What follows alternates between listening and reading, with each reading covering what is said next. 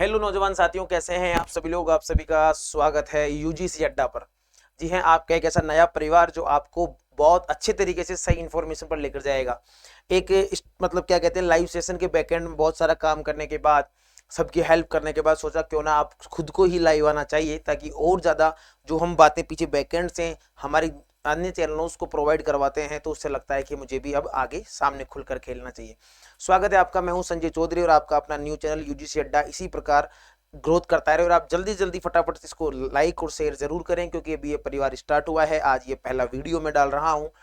देखो, टाइटल आप सब लोगों ने देख लिया होगा, जैसा कि यूजीसी हम नेट जेआरएफ क्लियर करने के बाद हम किस प्रकार से क्या कर सकते हैं, जॉब प्राप्त कर सकते हैं। तो देखिए, कई सारे सेक्शन है। सबसे पहले तो आपके दिमाग में एक सीधी सीधी सी बात आती हो कि गुरुजी मैंने नेट क्वालिफाई कर लिया है, और अगर मुझे किसी भी स्टेट में अगर असिस्टेंट प्रोफेसर की वैकेंसी है तो मैं वहां पर एग्जाम देकर सिलेक्शन ले सकता हूं। तो यानी कि यहाँ पर पहली बात जो निकल कर आ रही है, पहली बार निकल कर आ रही है असिस्टेंट प्रोफेसर की, एपी की। असिस्टेंट प्रोफेसर की बात करें दोस्तों, तो अभी हाल ही में राजस्थान में एक बहुत ही बेहतरीन वैकेंसी है असिस्टेंट प्रोफेसर की। कहां पर? राजस्थान में। कहां पर है? राजस्थान में। अब राजस्थान में असिस्टेंट प्रोफेसर की वैकेंसी है, तो कई सारे जो अदर स्टेट के स्टूडेंट्स ने जिन्होंने फॉर्म फिल किया होगा, उनको एक जगह तो समस्या निश्चित तौर पर आ रही होगी।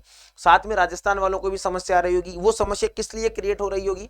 क्योंकि जैसे मान लो आप एमकॉम करते हैं या एमए करते हैं या आप एमएससी करते हैं, तो आपका जो रेगुलर सेशन रहता है, रेगुलर आप करते हैं, तो आप सब्जेक्ट पर ज्यादा फोकस रखते हैं, और किसी भी स्टेट की एग्जाम में उस स्टेट का जीके जरूर आता है। तो वहां से फिर आपको एक समस्या क्रिएट होती है कि हम अच्छे नंबर तो ला रहे हैं, पर मैं आपको बता दूं, अगर राजस्थान के जो पेपर 3 की बात की जाए, असिस्टेंट प्रोफेसर में पेपर नंबर 3 की बात की जाए, तो सबसे सरल है।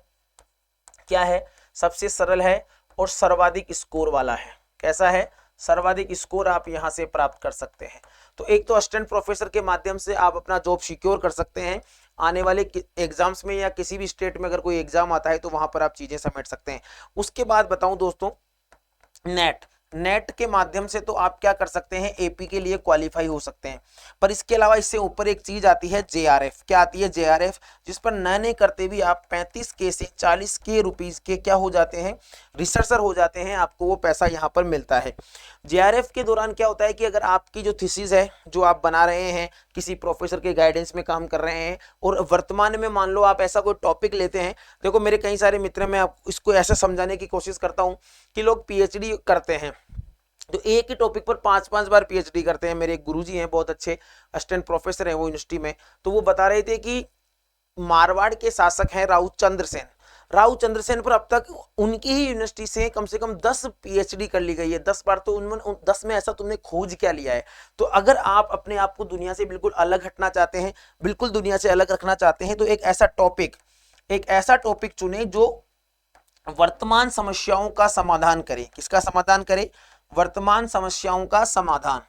वर्तमान समस्याओं का समाधान करे। वो किसी भी सेक्टर में हो सकती है। आपका जो भी सब्जेक्ट है, उस सब्जेक्ट से रिलेटेड ये चीज देखें कि वर्तमान समस्याओं का जो समाधान है, वो मेरे इस टॉपिक को चूज करने से ऐसा हो सकता है। तो ऐसे ज्वलंत मुद्दे क्या होते हैं, हाई लेवल पर तक जाते हैं, और हाई लेवल पर जाकर आपको एक रिकमेंडेशन मिलता है गवर्नमेंट की तरफ से कि आप उनके साथ मिलकर या उनके साथ किसी डिपार्टमेंट के साथ मिलकर आप रिसर्च करें। तो वो आपके लिए एक बहुत ही अच्छा सेशन रहता है, आपके लिए एक कॉन्फिडेंशियल वाली बात रहती है कि हाँ गुरुजी, इस तरीके से हम चीजों को मैनेज कर सकते हैं। जो भी असिस्टेंट प्रोफेसर के साथी होंगे, लमसम मेरे हम उम्र के होंगे, मुझसे बड़े होंगे, बस ठीक है कि ये टीचिंग का अनुभव थोड़ा हमें ज्यादा है, आपको पढ़ने का और आपको ये क्वालिफाई करने का अनुभव थोड़ा ज्यादा है। इसी के बाद आप देखिए 2-3 चीजें। दिसंबर में आपका नेट का एग्जाम है, दिसंबर में आपका नेट का एग्जाम है, यानी नेट जेआरएफ का एग्जाम है। तो हम ऐसा क्या करें कि हम सिलेक्शन ले सकते हैं, इसके बारे में विस्तार से भी हम वीडियो में चर्चा करेंगे। जो आपका पेपर 1 है ना, वो आपका जो पेपर 1 है दोस्तों, इतना खतरनाक होना चाहिए कि जो आपके 50 क्वेश्चन आ रहे हैं ना, कि 50 क्वेश्चन और 100 टोटल कितने, 150। ठीक है, 150 गुणा 300। ठीक है, ये जो आ रहे हैं, रिजल्ट कितना सा रहता है, हर साल 2 बार एग्जाम लग रहा है, फिर भी विद्यार्थी नहीं मिल पा रहे हैं। उसका सबसे मोटो है कि हम भ्रमित हो जाते हैं। किसी भी चीज को पढ़ें, आप किसी भी बुक से पढ़ें, किसी टीचर से पढ़ें, किसी यूट्यूब चैनल से पढ़ें, तो फेथ लेकर पढ़ें।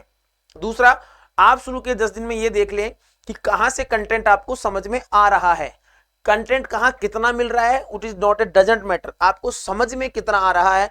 साथ ही आपने जो सब्जेक्ट में एमकॉम के दौरान या आपने अपनी पीजी के दौरान जो भी आपने पढ़ी थी किताबें, हो सकता है, उम्मीद करता हूं आपने किसी 1 वीक सीरीज के माध्यम से तो पीजी आपने किया नहीं होगा, तो आपने जो पीजी किया है, आपकी जो ऑथोराइज्ड बुक है, उन बुक्स का भी आप सहायता लें और हम तो आपकी हेल्प करने वाले हैं। जो ये पेपर 1 है ना दोस्तों, इसमें तो मैं आपको इतना विश्वास दिला रहा हूं कि आपको एक्स्ट्रा कहीं पढ़ने की आवश्यकता नहीं है। बिल्कुल मस्त और बिंदास तरीके से आप पढ़िए। देखो, पढ़ाई का मतलब यह है कि एक तो आपको पूरी किताब पढ़ा दी जाए, दूसरा आपको उस किताब में से प्रीवियस ईयर क्वेश्चंस को ध्यान में रखते हुए, पिछले एग्जाम में जो पेपर बने हैं उनको ध्यान में रखते हुए और आने वाली संभावनाओं को ध्यान में रखते हुए आपको एक सिलेक्टेड स्मार्ट स्टडी कंटेंट अगर आपको दे दिया जाए और आप उसे 5 बार रिवाइज कर लें और वहां से आप अच्छे नंबर प्राप्त कर लें, तो मुझे लगता है कि वही जमाना, वही दौर है, ये 21st सेंचुरी है। यहाँ पर आपको स्मार्ट स्टडी जरूर करनी होगी।